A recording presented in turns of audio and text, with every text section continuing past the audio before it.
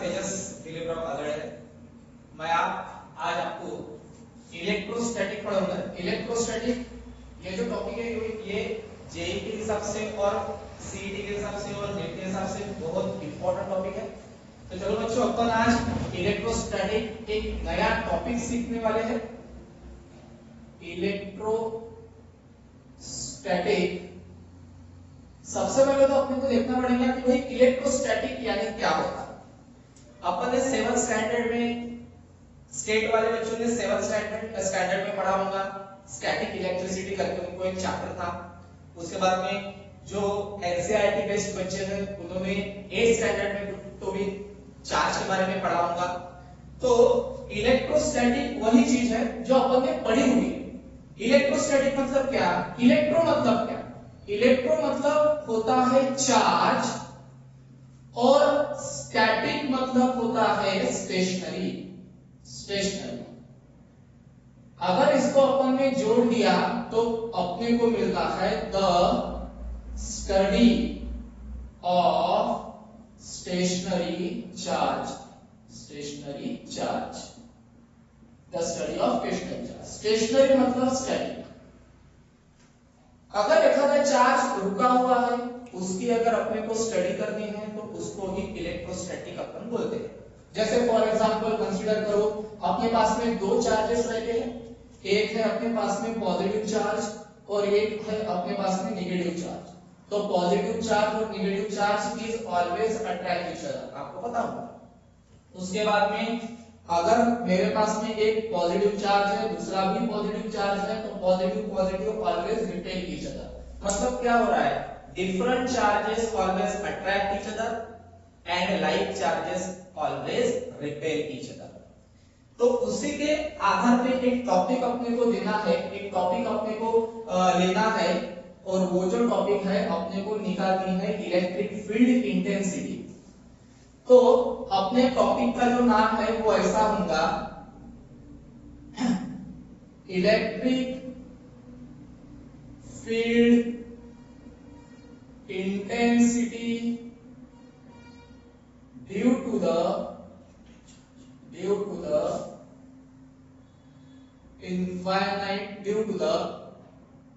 infinite hollow sphere और shell. एक तो स्फीयर भी बोलो या शेल भी बोलो, कुछ भी बोला गया तो चलेगा। यहाँ पे उन्होंने बोला है इनफाइनाइट का मीनिंग बहुत बड़ा होगा ऐसा नहीं है, उसका मीनिंग मैं आपको बताता। तो सबसे पहले अपने को निकालनी है electric field intensity.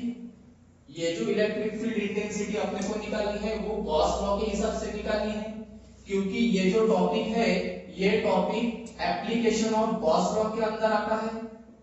Application of Gauss law के अंदर ये टॉपिक आता है। एप्लीकेशन ऑफ गॉस लॉ है ये। गॉस लॉ को कैसे अप्लाई करना है, ये गॉस लॉ अपन इस हॉलो स्फीयर पे, चार्ज हॉलो स्फीयर पे अपन अप्लाई करेंगे और उसके बाद में अपन उसको सॉल्व करेंगे। इस वजह से अपने को लेना है एप्लीकेशन ऑफ गॉस लॉ, उसके अंदर ही ये टॉपिक अपना आएगा। तो सबसे पहले अपने को देखना है कि गॉस लॉ क्या है। गॉस लॉ का स्टेटमेंट क्या बोला जाता है? गॉस लॉ मतलब क्या? यहाँ पे अगर अपन ने बोला कि गॉस लॉ का स्टेटमेंट क्या है तो इलेक्ट्रिक फ्लक्स जो है अपना फाई वो इक्वल रहेगा 1/ε0 times total charges enclosed by that surface. मतलब एखादा अपना पूरा सरफेस है, उस सरफेस में कितने चार्जेस है उसको अगर अपन ने ε0 से अगर डिवाइड किया या 1/ε0 से अगर अपन ने उसको मल्टीप्लाई किया तो वो अपना इलेक्ट्रिक फ्लक्स आएगा।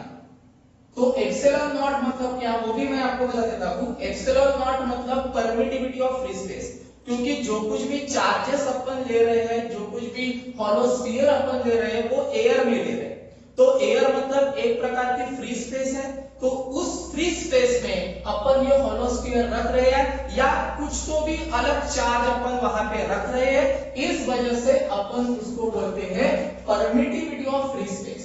और उसकी जो वैल्यू है परमिटिविटी ऑफ फ्री स्पेस की वो वैल्यू अपने को मिलती है 8.85 into 10 to the power -12 coulomb square पर न्यूटन मीटर स्क्वायर। अगर अपने को ये याद भी नहीं रहा तो अपन निकाल सकते हैं। कैसे निकालेंगे वो मैं आपको बाद में बताऊंगा, पहले अपन अपने टॉपिक पे जाएंगे। जैसे मैंने आपको बोला था कि ये एप्लीकेशन ऑफ गॉस लॉ है। गॉस लॉ के 3 एप्लीकेशंस अपने पास में हैं। एक है हॉलो स्फीयर का, दूसरा है सिलेंडर का और तीसरा है प्लेन शीट का। तो अपन यहाँ पे ले रहे हैं हॉलो स्फीयर का, उसको शेल भी बोला जाता है। तो सबसे पहले डायग्राम निकालेंगे और उसके बाद में अपन उसको सॉल्व करेंगे। फिजिक्स में अगर अपने को स्टडी करना है, फिजिक्स की कौन सी भी स्टडी करना है तो सबसे पहले डायग्राम इंपॉर्टेंट है। अगर डायग्राम अपनी बन गई तो यहाँ पे 70 से लेके 80% तक अपना काम हो जाता है। ओके, तो देखो बच्चों, अपने को क्या करना है, सबसे पहले डायग्राम निकालेंगे। क्या बोला है उन्होंने, हॉलो स्फीयर, बराबर है। तो कंसीडर करो ये अपना एक हॉलो स्फीयर है। ओके, और इस हॉलो स्फीयर में नंबर ऑफ चार्जेस है, यूनिफॉर्म चार्जेस है। यहाँ पे पूरे टोटल यूनिफॉर्म चार्जेस है। ओके, पॉजिटिव चार्जेस है। ये पॉजिटिव चार्जेस कैसे आए होंगे, ये जो अपना हॉलो स्फीयर है, कंडक्टिंग स्फीयर है, उस कंडक्टिंग स्फीयर से अपन ने नेगेटिव चार्जेस खींच लिए। नेगेटिव चार्जेस अगर खींच लिए तो वहां पे कौन सा चार्ज आएगा, ऑब्वियसली पॉजिटिव चार्ज आएगा। अपन ने पढ़ा है, केमिस्ट्री में भी आपने पढ़ा होगा, एक इलेक्ट्रॉन अगर दे दिया तो वहां पे पॉजिटिव चार्ज डेवलप होता है जिसको आप कैटायन बोलते हैं, बराबर है ना। तो वैसे ही इधर भी है, अगर यहां से मैंने नेगेटिव चार्ज खींच लिए तो उस पूरे सरफेस पे ये पॉजिटिव चार्जेस अपने को दिखेंगे, बराबर है। तो कंसीडर करो ये सेंटर है स्फीयर का, सेंटर से लेके सरफेस तक जो कुछ भी डिस्टेंस है वो रेडियस है, और वो जो रेडियस है वो कैपिटल आर रेडियस है। उसके बाद में गॉस लॉ के हिसाब से, गॉस के हिसाब से अगर एक आधे सरफेस पे कंसीडर करो पॉजिटिव चार्जेस आते या चार्जेस अपने को मिलते हैं तो उसका एक गॉसियन सरफेस भी अपने को मिलता है। जैसा जैसा स्फीयर है वैसा वैसा पूरा का पूरा एक गॉसियन सरफेस अपने को उसके अगल बगल में दिखता है। तो अपने को करना क्या है, अपने को इलेक्ट्रिक फील्ड इंटेंसिटी निकालनी है। कहां की इलेक्ट्रिक फील्ड इंटेंसिटी निकालनी है, जो होंगी कंसीडर करो इस पॉइंट पे, गॉसियन सरफेस के पॉइंट पे, और इस गॉसियन सरफेस के पॉइंट का जो एरिया है उस एरिया के पॉइंट P का अपने को इलेक्ट्रिक फील्ड इंटेंसिटी निकालनी है। कैसे निकालेंगे, तो सबसे पहले अपन ने एरिया कंसीडर किया, पूरा सरफेस तो नहीं लिया अपन ने, पूरा गॉसियन सरफेस लिया कि नहीं, अपन ने छोटा सा सरफेस लिया है। और कभी भी अगर स्टडी करना रहा लार्ज पार्टिकल की तो सबसे पहले छोटा सा पार्ट कंसीडर करना पड़ेगा। हमारे मराठी में एक कहावत है, शीतावरून भाताची परीक्षा। अगर अपन को भात अच्छा हुआ, चावल अच्छा हुआ ऐसा समझना है तो एक छोटा सा पार्टिकल लेके उसको स्मैश करने का, मतलब पूरे पार्टिकल का अपने को अंदाजा आ जाता है कि क्या है वो। तो यहाँ पे भी वैसे ही करना पड़ेगा अपने को। एक छोटा सा पार्टिकल लिया है, एक छोटा सा सरफेस लिया है, उसको बोला है मैंने ds। ओके, और इस पॉइंट की अपने को निकालनी है इलेक्ट्रिक फील्ड इंटेंसिटी। तो कंसीडर करो जो इलेक्ट्रिक फील्ड इंटेंसिटी का जो वेक्टर है वो वेक्टर होगा इस डायरेक्शन से, जो पॉजिटिव x डायरेक्शन से होगा इसको बोलूंगा मैं e बार, और ds मतलब एरिया, एरिया भी एक वेक्टर क्वांटिटी है तो उसका भी कुछ तो भी डायरेक्शन रहेंगी। तो उसकी डायरेक्शन क्या रहेंगी, जिस डायरेक्शन से इलेक्ट्रिक फील्ड है उसी डायरेक्शन से अपने को ds भी मिलेगा, उसका वेक्टर भी उसी डायरेक्शन से मिलेगा। आप बोलेंगे क्यों सब उसी डायरेक्शन से, तो देखो कंसीडर करो ये अपना एक सरफेस है, ठीक है, और सरफेस को इलेक्ट्रिक फील्ड इस सरफेस का जो वेक्टर है वो परपेंडिकुलर रहता है। तो सरफेस यहाँ पे है तो ds का जो वेक्टर है वो vector along positive x direction से रहेगा। अगर इस एरिया को मैंने ऊपर कर दिया तो उसका वेक्टर ऊपर चला जाएगा, उसको अगर मैंने नीचे कर दिया तो उसका वेक्टर नीचे चला जाएगा। इस वजह से सरफेस तो ये है तो उसी डायरेक्शन से अपने को उसका वेक्टर भी मिलेगा। मतलब इससे क्या पता चल रहा है अपने को, ई बार और डीएस बार ये दोनों ही अलॉन्ग सेम डायरेक्शन एक्ट हो रहे हैं। ओके, उसके बाद में अगर अपने को डिस्टेंस कंसीडर करना है ये O पॉइंट से लेके DS पॉइंट तक, तो ये कंसीडर करेंगे अपन स्मॉल r। तो यहां तक अपनी जो डायग्राम है वो डायग्राम अच्छे से क्या हो गई, बन गई। अभी अपने को करना क्या है, अपने को करना है कि ये जो इलेक्ट्रिक फील्ड इंटेंसिटी अपन निकाल रहे हैं, ये जो एरिया है इस एरिया का इलेक्ट्रिक फ्लक्स अपने को सबसे पहले निकालना पड़ेगा। तो सबसे पहले इलेक्ट्रिक फ्लक्स की डेफिनेशन लेंगे अपन। तो क्या है बच्चों इलेक्ट्रिक फ्लक्स की डेफिनेशन, लिखते समय अपन ऐसा लिख सकते हैं, by the definition of electric flux के डेफिनेशन के हिसाब से अपन क्या ले रहे हैं, अपने को मिल रहा है, कंसीडर करो फाई मतलब इलेक्ट्रिक फ्लक्स। ओके, उसके बाद में उसका जो रिजल्ट आएगा वो रिजल्ट क्या रहता है, E बार डॉट S बार। लेकिन यहाँ पे अपन ने जो सरफेस लिया है वो सरफेस स्मॉल सरफेस लिया है, इस वजह से अपने को यहाँ पे ds लेना पड़ेगा। अगर यहाँ पे ds लिया तो इलेक्ट्रिक फ्लक्स जो है वो भी छोटा ही रहेगा, क्योंकि सरफेस छोटा है तो इलेक्ट्रिक फ्लक्स भी छोटा, इस वजह से इसको भी d फाई अपने को लेना पड़ेगा। तो ये हो गई अपनी डेफिनेशन कंप्लीट जो अपन ने ली थी। क्या डेफिनेशन ली थी अपन ने, इलेक्ट्रिक फ्लक्स की। तो क्या हो गई तैयार, d phi is equal to E bar dot ds bar. E bar मतलब इलेक्ट्रिक फील्ड वेक्टर है, इलेक्ट्रिक फील्ड इंटेंसिटी का वेक्टर है, और उसके बाद में ds बार बोले तो ये जो एरिया है अपना, इस एरिया का क्या है, वेक्टर है। चलो अब ये आप वेक्टर एनालिसिस पढ़े होंगे, उसमें क्या मिलता है अपने को, अगर दो वेक्टर का डॉट प्रोडक्ट रहा तो एक एंगल क्रिएट होता है, और उस एंगल को अपन क्या बोलते हैं, cos थीटा। ये फंडा तो आपने सुना होगा, a bar dot b bar is equal to ab cos theta, ये तो आपने पढ़ा होगा, बराबर है ना। तो E के जगह पे कौन है, यहाँ पे A है, ds बार की जगह पे B है, बराबर है। इसको यहाँ पे अप्लाई करो, A के जगह पे E बराबर, उसके बाद में B की जगह पे ds।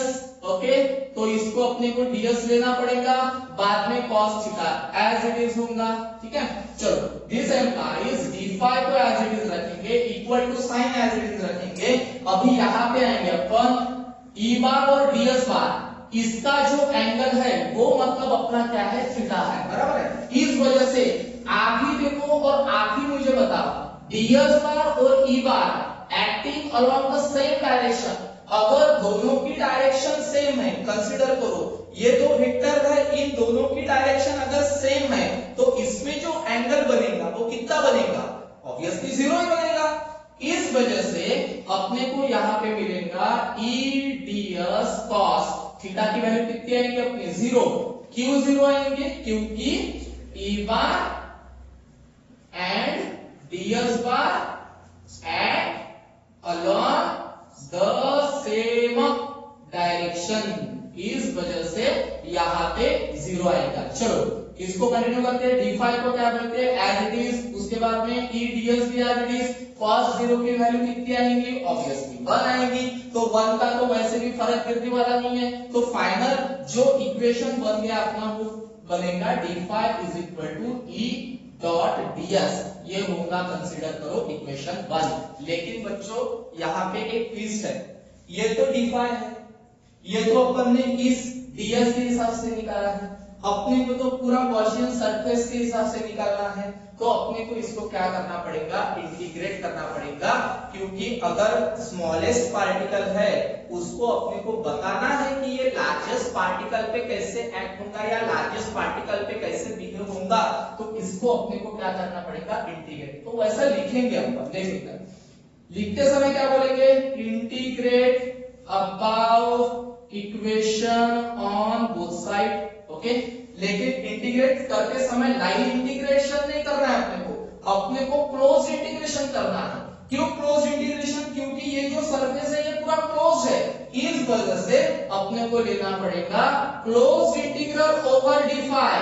बोलते समय देखना बच्चों, बराबर से सुनना क्या बोल रहा हूं मैं। Close integral over D phi is equal to, दोनों साइड से क्लोज इंटीग्रल, इसमें भी क्लोज इंटीग्रल, बोलो क्या बोलेंगे, close integral over E into ds, बराबर है। उसके बाद में डी फाई का इंटीग्रेशन क्या हो जाएगा, फाई क्यू फाई हो जाएगा, क्योंकि इंटीग्रेशन का पहला ही रूल अपने पास में है, अगर dx का इंटीग्रेशन किया तो क्या होगा, x होगा, q होगा। ये भी बात ध्यान से सुनो, integration is the anti derivative, derivative और इंटीग्रेशन कट हो जाएगा, x मिलेगा।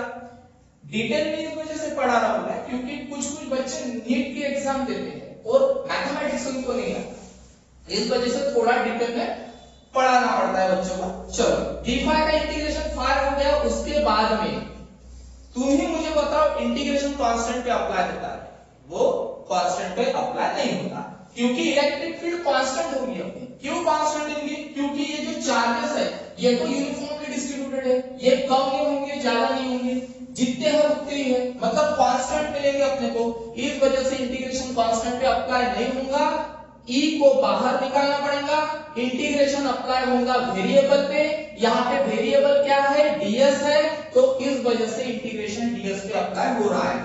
क्यों, ds वेरिएबल है, क्योंकि मैंने यही पार्ट लिया है, बाकी का पार्ट मुझे लेना है, बाकी सब के अलॉन्ग ये दूसरा, ये तीसरा, ये पूरा मुझे कंप्लीट करना है। इस वजह से वो एरिया बढ़ते जाएगा, वैरी होगा, चेंज होगा, इस वजह से उसको वेरिएबल बोला जाता है, वेरिएबल वैरी चेंज। ओके चलो अभी इसका अपने को इंटीग्रेशन करना है, तो कुछ बच्चे क्या करेंगे, ये इंटीग्रेशन d को लग गया, d और इंटीग्रेट कैंसिल हो गया, फाई मिल जाएगा, सर ने तो बताया था ऐसा ही करना है, तो यहाँ पे भी वैसा ही होगा, इंटीग्रेशन और डिफरेंशिएशन निकल जाएगा, s मिलेगा, तो नहीं ऐसा नहीं होगा।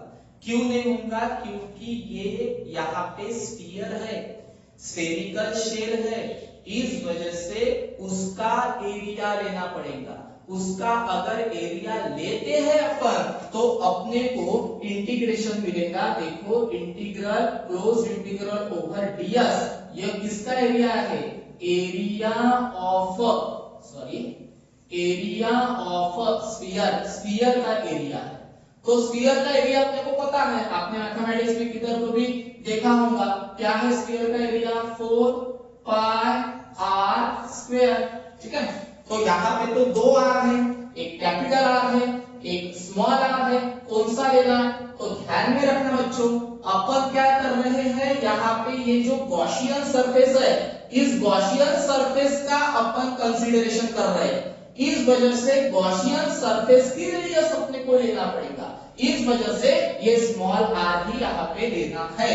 तो इक्वेशन क्या होगा, चलो बोलो फाई इज इक्वल टू, बोलो ई इंटीग्रेशन जो होगा वो यहाँ पे दिया है अपन ने, क्या है बोलो, 4 पाई r स्क्वायर, ये इक्वेशन हो जाएगा इक्वेशन नंबर 2।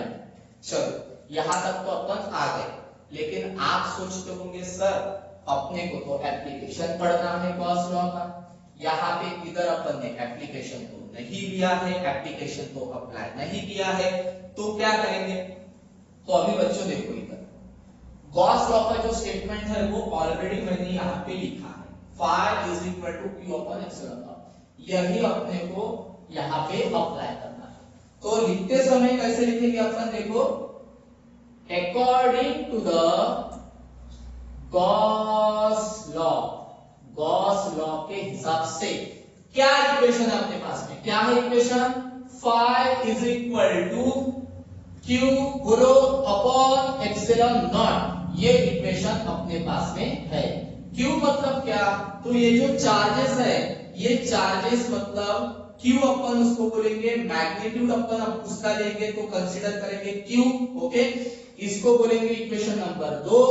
उसके बाद में सिंपल मैथमेटिक्स करना है, यहां तक के फिजिक्स हो गया, अभी मैथमेटिक्स घुसा उसमें, लेफ्ट हैंड साइड अगर सरीकी है तो राइट हैंड साइड की सरीकी होंगी, इस वजह से लेते समय अपन लेंगे फ्रॉम इक्वेशन 1 एंड 2, इक्वेशन 1 और 2 के हिसाब से क्या अपने को यहाँ पे मिलेगा, अपने को मिलेगा यहाँ पे देखो वन, ये लेफ्ट हैंड साइड सर की है, राइट हैंड साइड अपने को सर की करनी है, तो इक्वेशन 1 और 2 के हिसाब से बोलो, राइट हैंड साइड बोलो, इक्वेशन 2 की राइट हैंड साइड बोलो, E into 4 pi r square।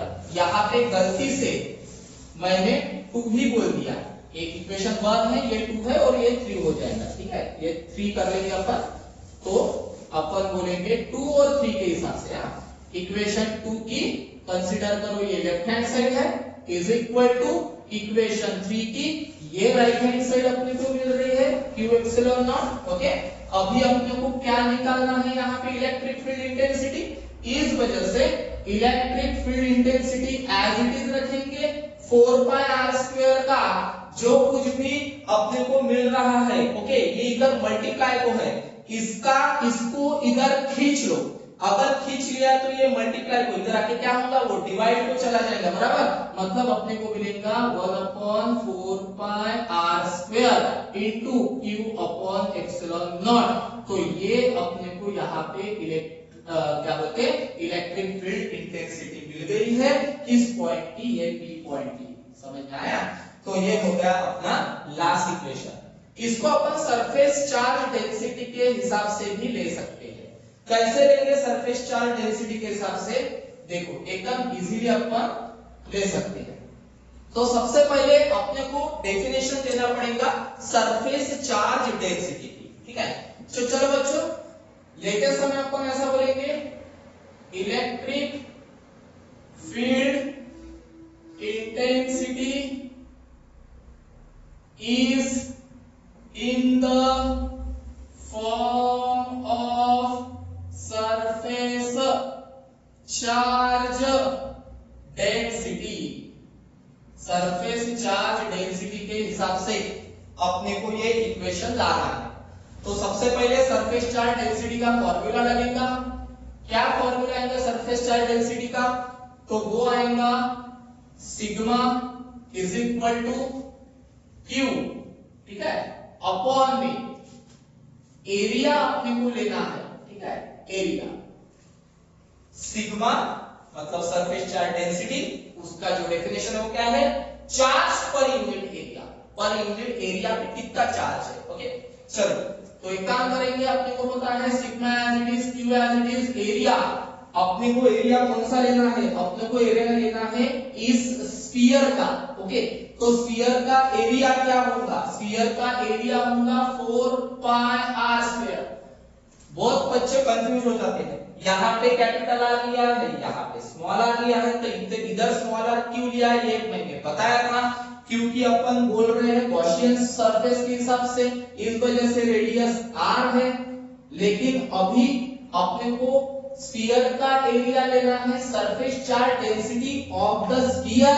Gaussian surface नहीं बोला मैंने, गॉसियन स्फीयर नहीं बोला मैंने, स्फीयर बोला है सिर्फ, इस वजह से इसकी जो रेडियस है वो रेडियस क्या है, कैपिटल R है। ओके, अभी क्या करेंगे अपन, 4 पाई r स्क्वायर यहाँ पे डिवाइडेड को है, इसको खींच लो, मल्टीप्लाई को चला जाएगा, sigma 4 pi r square is equal to क्या मिलेगा अपने को, Q मिलेगा। बस ये Q की वैल्यू इधर पुटअप कर लो, इक्वेशन देना चाहे तो दे सकते हो, यहाँ पे 4 बोलो, यहाँ पे 5 बोलो। ओके, तो लिखेंगे अपन फ्रॉम, नहीं तो ऐसा बोलेंगे अपन, ठीक है, वैसा भी लिख सकते हैं, फ्रॉम इक्वेशन 5 इक्वेशन 4 इंप्लाइज, इसका मीनिंग क्या होता है, इक्वेशन 5 के हिसाब से इक्वेशन 4 में क्या चेंजेस आते हैं, क्या चेंजेस आते हैं, देखो E एज इट इज रखना पड़ेगा, 1/4 pi r square as it is रखना पड़ेगा। ओके, उसके बाद में Q अपॉन एप्सिलॉन, तो Q की वैल्यू क्या है अपने पास में, sigma 4 pi capital R square upon में ये एप्सिलॉन एज इट इज, जो काटना चाहते हो वो काट डालो उसको। E is equal to 4 pi get cancel, जो कुछ भी दिख रहा है वो लिख लो, सिग्मा r स्क्वायर अपॉन में r square into epsilon not. तो ये सरफेस चार्ज डेंसिटी के हिसाब से अपने को इक्वेशन मिला है, ठीक है। तो ये हो गया अपना electric field intensity due to the infinite hollow sphere और शेप। अभी देखो एक छोटा सा पॉइंट बता देता।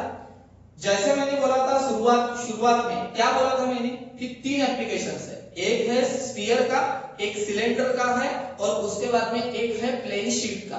तो प्लेन शीट का तो थोड़ा सा डिफरेंट आता है, लेकिन जो सिलेंडर का है वो पूरा सही का है। क्या चेंजेस आएगा, सिर्फ एरिया में चेंज आएगा।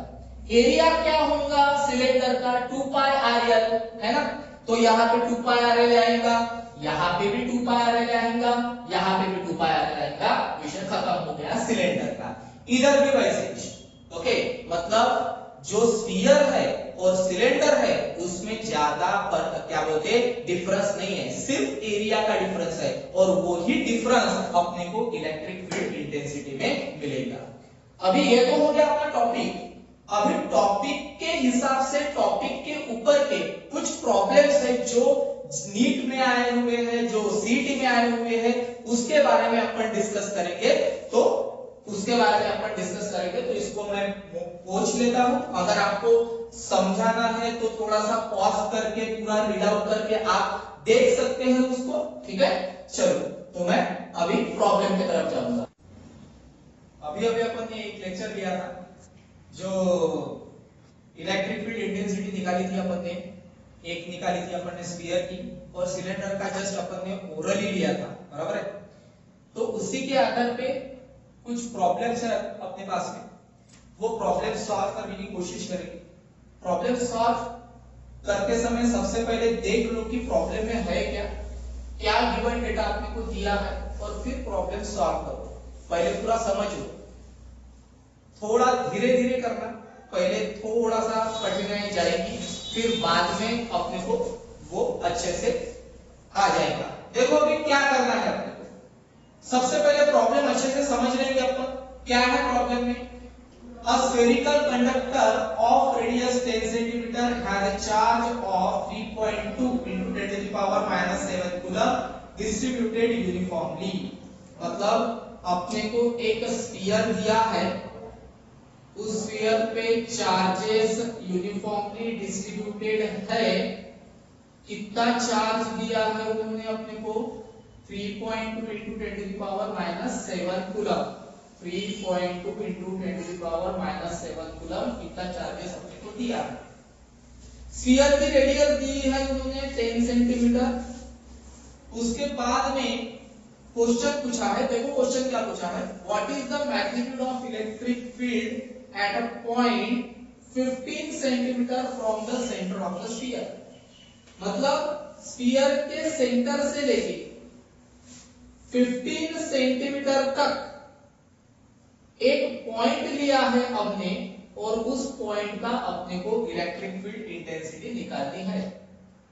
बस अपने पास में वैल्यूज है, डायमेंशंस है अपने पास में दिए हुए, वैल्यूज ले लो, इक्वेशन ले लो इलेक्ट्रिक फील्ड इंटेंसिटी का, वैल्यूज पुट अप करो, आंसर डालो। वैल्यू अपने को पता है, इक्वेशन अपने को पता है। क्या है इक्वेशन, क्या था इक्वेशन अपना, E is equal to 1/4 pi epsilon naught Q upon R square।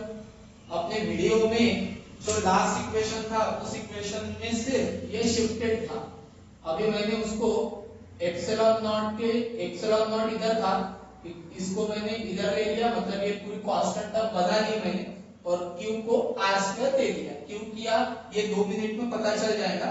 देखो क्या है, E को मैं एज इट इज रखता, 1/4 पाई एप्सिलॉन नॉट की वैल्यू डायरेक्टली है अपने पास में, और इसी वजह से मैंने एप्सिलॉन 4 पाई के नजदीक लिख लिया है, क्योंकि एक कंप्लीट पैकेज हो जाता, और उसकी वैल्यू है अपने पास में। क्या वैल्यू है, यहाँ पे मैंने वीडियो के शुरुआत में लिखी थी, एप्सिलॉन नॉट की वैल्यू भी है अपने पास में, पाई की भी वैल्यू है अपने पास में, 4 की भी वैल्यू है अपने पास में, एप्सिलॉन नॉट की वैल्यू लिखी थी मैंने यहाँ पे। उसको पूरा का पूरा कैलकुलेशन किया जाए तो वो वैल्यू आती है 9 into 10 to the power 9, ये वैल्यू अपने को मिलती है। ओके, अगर आप कैलकुलेट करना चाहते तो कर सकते हो, जैसा मैंने बोला एप्सिलॉन नॉट की भी है अपने पास में, पाई की भी है अपने पास में, 4 की भी है, और कैलकुलेट करके देख लेना यहां तक आते हैं। उसके बाद में मल्टीप्लाइड बाय Q की वैल्यू है अपने पास में 3.2 into 10 to the power minus 7, okay, और divided by R square. R की वैल्यू अपने पास में कितनी है, 15 सेंटीमीटर। लेकिन यहाँ पे जो कुछ भी अपने को यूनिट दिए हैं ये यूनिट एसआई में है, तो उसको भी एसआई में कन्वर्ट करना पड़ेगा। करो एसआई में कन्वर्ट, क्या है देख लो, 15 इंटू 10 की पावर -2, मतलब -2 मतलब वो मीटर में चला जाएगा, मतलब एसआई में हो गया वो। और उसका क्या करना है तो उसमें बस अभी कैलकुलेट करो, आधा काम तो हो गया अपना, अभी कैलकुलेशन ही करना है अपने को। देखो कैलकुलेशन बोलो E इज इक्वल टू, गधे घोड़े सेपरेट करो, ये जो प्रॉपर वैल्यूज है उसको गधे बोलो, और ये जो 10 की पावर वाले वैल्यूज है उसको घोड़े बोलो। गधे गधे एकत्र बांध दो, घोड़े घोड़े को एकत्र बांध दो। बोलो क्या है, 9 into 3.2 into 10 to the power क्या है भाई 9, बोलो बोलो 10 टू दी पावर क्या है -7, बराबर है, डिवाइडेड बाय 15 का भी स्क्वायर होगा, 10 टू दी पावर -2 का भी स्क्वायर होगा, क्या मिलेगा अपने को 15 का स्क्वायर, ठीक है, डायरेक्टली लिख लेता मैं 225 है ना, सबको पता है। उसके बाद में 10 टू दी पावर -2 का स्क्वायर को क्या होगा 10 टू दी पावर -4 है ना। अभी अगर कैलकुलेट और किया जाए तो ये कुछ तो भी 28.8 आएगी वैल्यू, ओके, और 225 से आपको डिवाइड करना पड़ेगा, बाकी इसका कैलकुलेशन करो। बेस सेम है, ऊपर की करना पड़ेगा एडिशन, लेकिन यहाँ पे माइनस है तो सब्ट्रैक्शन आ जाएगा। सब्ट्रैक्शन क्या होगा, 9 में से 7 गए कितना आएगा, बोलो बोलो बोलो 10 टू दी पावर, हाँ बोलो 9 में से 7 गए 2 ना, है ना, और उसके बाद में 10 टू दी पावर -4 नीचे एज इट इज। डायरेक्ट करने की कोशिश की तो -4 है, ऊपर आ जाएगा तो क्या हो जाएगा +4 आ जाएगा, बराबर है। चलो इसकी जो वैल्यू है ये कैलकुलेट करनी पड़ेगी अपने को, ओके, और इसका जो आंसर आएगा वो समथिंग आएगा 0.128, ओके, और बेस सेम है, एडिशन करना पड़ेगा तो क्या आएगा 10 टू दी पावर 6, बराबर है। अभी देख लो 10 टू दी पावर 6 का आगे, एक तो 10 टू दी पावर 6 दिख नहीं रहा आपने को, हाँ, लेकिन पॉइंट शिफ्ट कर सकते हैं ना अपन, देखो ना E इज इक्वल टू, यहां पे अगर अपन ने पॉइंट शिफ्ट कर लिया है ना, एक पॉइंट यहां पे शिफ्ट कर लिया, क्योंकि 0 पॉइंट पे तो कोई वैल्यू नहीं है, एक 1.28 में है, बराबर है, और दूसरा 10 टू दी पावर 4 है, 10 टू दी पावर 7 है, 10 टू दी पावर 5 है, इसमें से कौन सी होंगी, और वैल्यू जो है 1.28 में है, तो इसको भी 1.28 करके देखेंगे अपन कौन सा ऑप्शन मिलता है, देखेंगे बाद में, हाँ?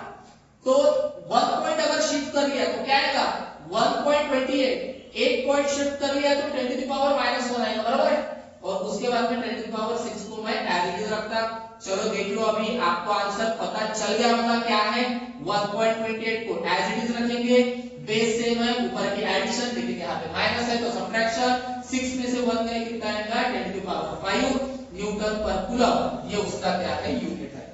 तो देख लो कौन सा ऑप्शन आएगा, तो 1.28 into 10 to the power 5 है ना, तो अपना जो आंसर है वो आंसर कौन सा है, डी आंसर अपने को मिलता है।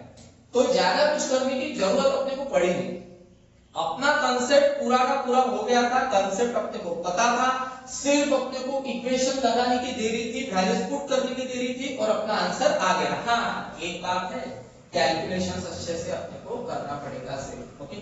उसके बाद ये जो इक्वेशन, ये जो प्रॉब्लम है, ये भी प्रॉब्लम अपने को सीईटी में आया हुआ है, ये सीईटी बेस्ड प्रॉब्लम है, सीईटी बेस्ड प्रॉब्लम है ये, ओके, ये नीट में आया था 2020 में आया था, ये सीईटी बेस्ड प्रॉब्लम है। देखते हैं जरा ये भी क्या उन्होंने बोला है, an isolated conducting sphere of diameter 20 centimetre, अभी उन्होंने डायमीटर लिया है 20 सेंटीमीटर, ओके, कुछ तो भी वैसा ही लग रहा है कि क्या होने वाला है, देखते हैं जरा।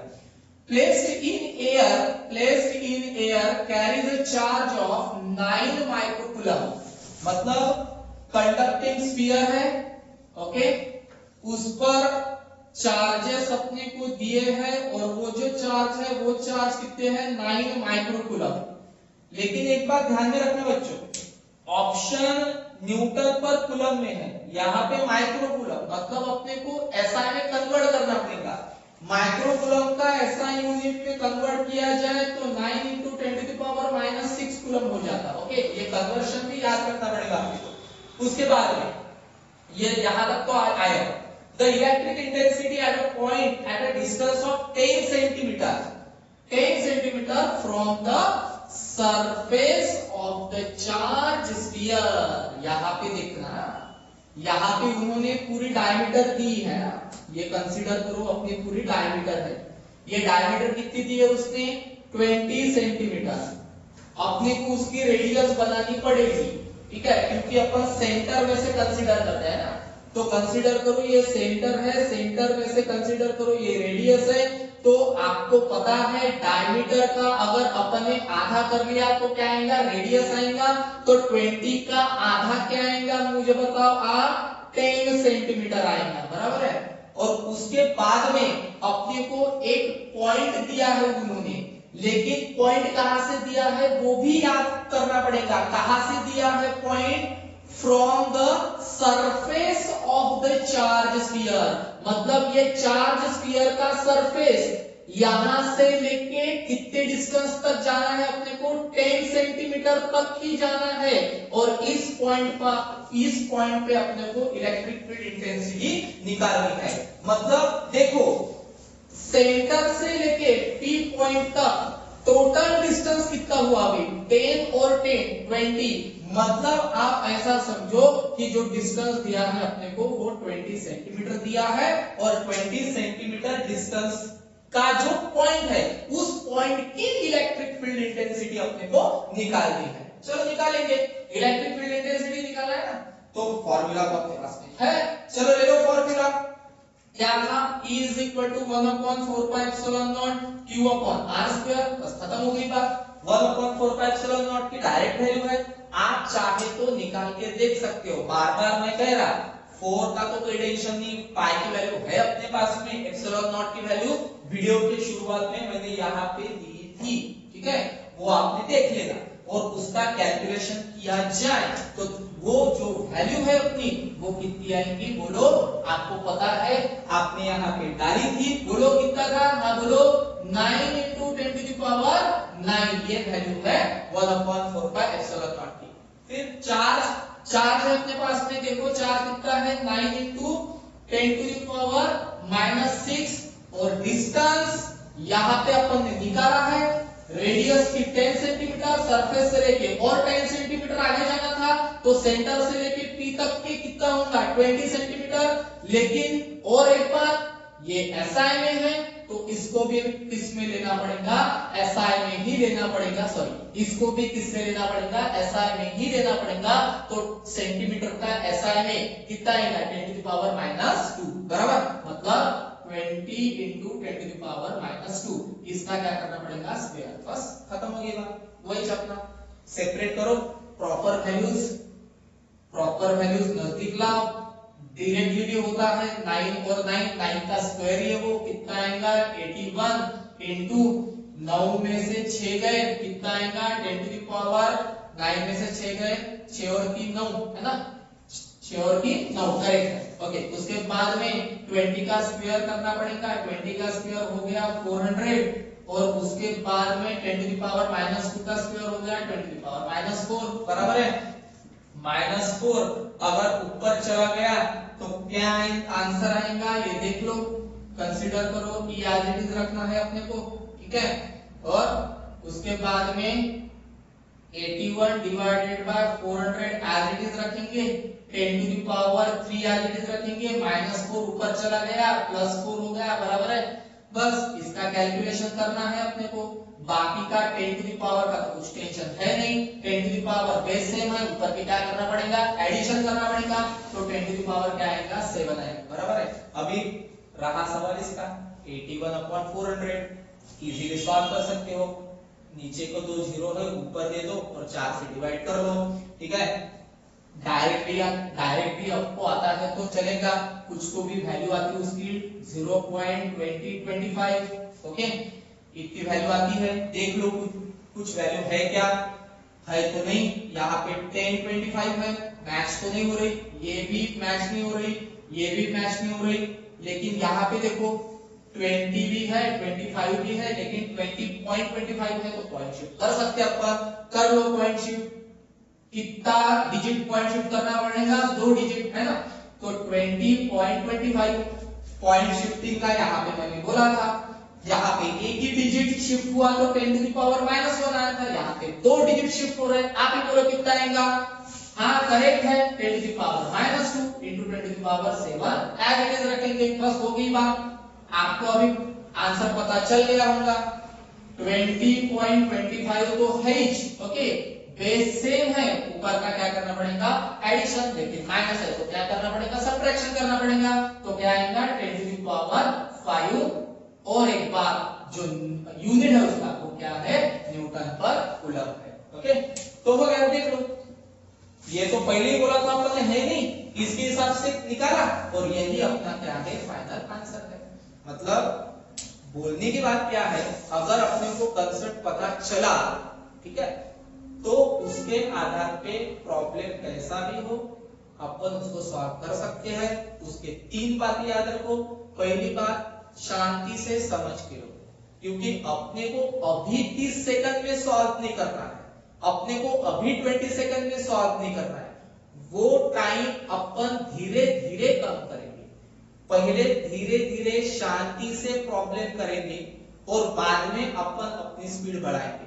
किसी के कंपैरिजन में आके, किसी के प्रेशर में आके स्पीड नहीं बढ़ाएंगे। उसको आ रहा मुझे नहीं आ रहा तो मैं क्या करूं, मैं डिप्रेस हूं, नहीं, वो बात अपने को करनी नहीं है। अपन अपने से कंपटीशन करेंगे, अपने से कंपैरिजन करेंगे।